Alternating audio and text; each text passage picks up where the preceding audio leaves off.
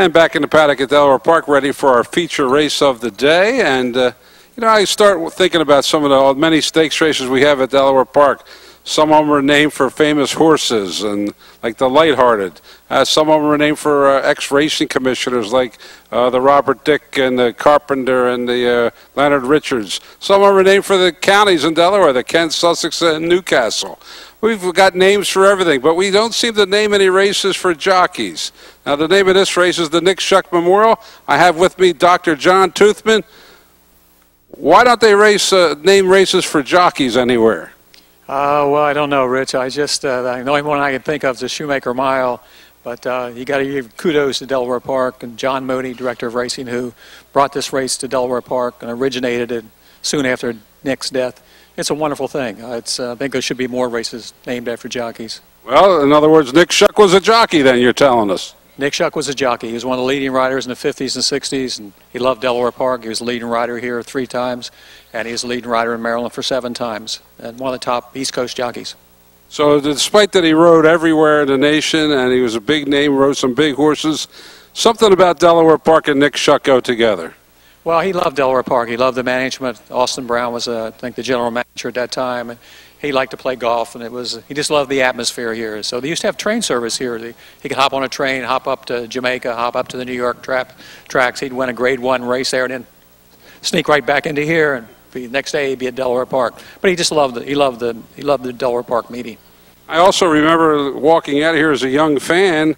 I'd look over to the picnic grove, and there would be Nick Shuk joining in under the tree with families having picnics. Yeah, he loved to hang out after the races or during the race. He didn't have a mount. He'd have those long Bermuda shorts, so he'd just be sitting around. So you could run into him out here in the paddock, just relaxing, enjoying the day. I just met a fan before I came down. He said he remembered Nick wearing white gloves when he rode. What was the story there? Oh, Nick, he became famous for those white gloves. It was interesting in those days. You could always find him in a race because he'd have those white gloves on.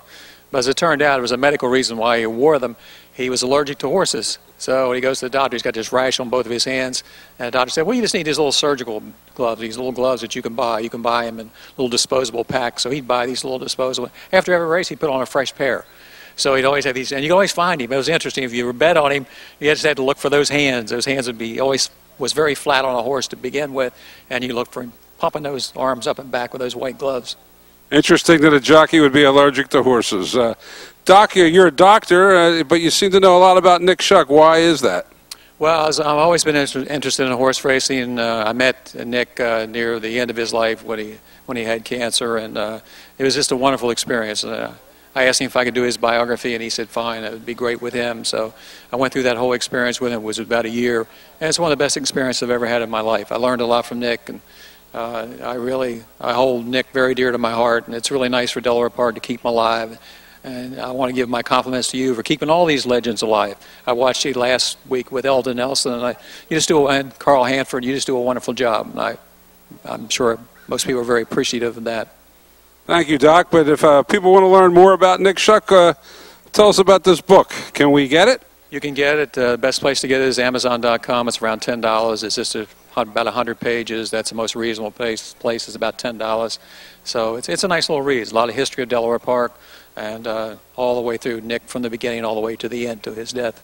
The name of the book? The Rainsman, the Nick Shuk story. Not rain like rain, rains like rain. Rainsman, yes. Mm-hmm. And I also noticed in this race, Tony Dutrow has a horse. He used to ride for his dad, Dickie Dutrow.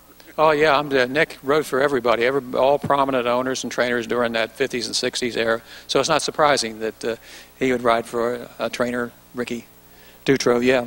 Yep. All right, Doc TOOTHMAN, I'm glad you're still here to tell us all about Nick Shuk, and a lot of people seem interested in him. It's great that Delaware Park does have a name for one of its prominent jockeys. Yeah, it's a wonderful thing, and the race seems to always be subscribed to, and it's just it's a wonderful thing to keep it alive.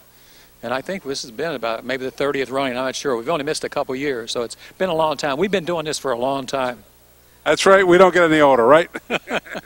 All right, let's take a look at the field for the Nick Shuk Memorial. Thanks, Dr. John TOOTHMAN.